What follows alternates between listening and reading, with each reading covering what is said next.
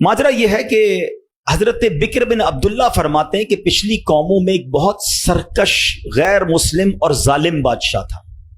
وہ اللہ پاک کی نافرمانی میں حد سے بڑا ہوا تھا. ایک مرتبہ ایک جنگ میں بادشاہ کو گرفتار کر لیا گیا. اب اتنا ظالم تھا کہ جنہوں نے گرفتار کیا تھا انہوں نے کہا اب اس ظالم بادشاہ کو تو تڑپا کے مارنا ہے. طے یہ پایا کہ اس کو ایسا کرو کہ تانبے کی ایک دیگ میں ڈالتے ہیں اور اس کو اونچی جگہ پر لٹکاتے ہیں اور نیچے آگ جلاتے ہیں تاکہ یہ جل بھون کر مر جائے. ایسے ہی کیا گیا. تانبے کی دیگ بنائی گئی, نیچے آگ لگا دی گئی. اب آہستہ آہستہ جو ہے وہ دیگ گرم ہوئی. بادشاہ کی حالت خراب. پوری دیگ گرم ہو جائے تو جسم جھلسنے لگا. اس نے پہلے تو جھوٹے خداؤں کو پکارا, مگر جس ساری زندگی جن کے آگے پیشانی رگڑی تھی انہوں نے کیا جواب دینا تھا؟ کسی نے کوئی جواب نہیں دیا, کوئی مدد نہیں آئی.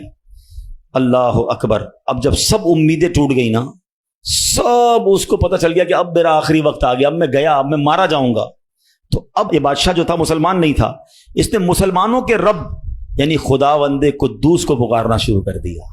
وہ کہتا ہے یا اللہ یا رحمان یا رحیم مدد فرما دے, اور بلند آواز سے لا الہ الا اللہ پڑھنا شروع کر دیا.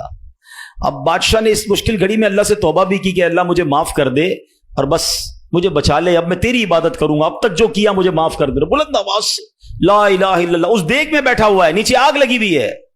دیکھو کریم نے اس کی پکار کیسے سنی کہ بارش برسنا شروع ہو گئی. جیسے بارش برسی تو وہ آگ بجھ گئی, تو وہ گرمی تو آلموسٹ ختم ہو گئی. لیکن پھر اتنی تیز ہوا چلی کہ وہ دیگ رسیاں توڑا کر دیگ ہی اڑنے لگی.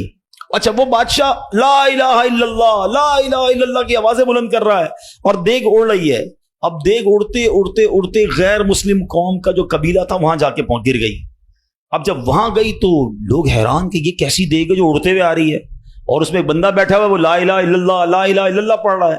تو جب وہ غیر مسلم قریب آئے تو اس بادشاہ نے باہر نکل کر اپنا واقعہ سنایا کہ سنو, میں غیر مسلم تھا, اپنے اللہ کے سوا جھوٹے خداؤں کی پوجا کرتا تھا, میں نے کلمہ پڑھا, اللہ نے اس مصیبت سے نکال دیا اور مجھے یہاں پہنچا دیا. پورا گاؤں کلمہ پڑھ کر مسلمان ہو گیا. اللہ کی جو نا قدرت کے نظارے ہیں. اللہ ایسے نکالتا ہے بندے کو کہ سمجھ بھی نہیں آتی. بات وہی ہے کہ دل سے اسے پکارنا ہے, مگر دل سے گر گڑا کر توجہ کے ساتھ فوکس کے ساتھ. پھر دیکھو آپ کی مشکلیں کیسے ٹل جاتی ہیں.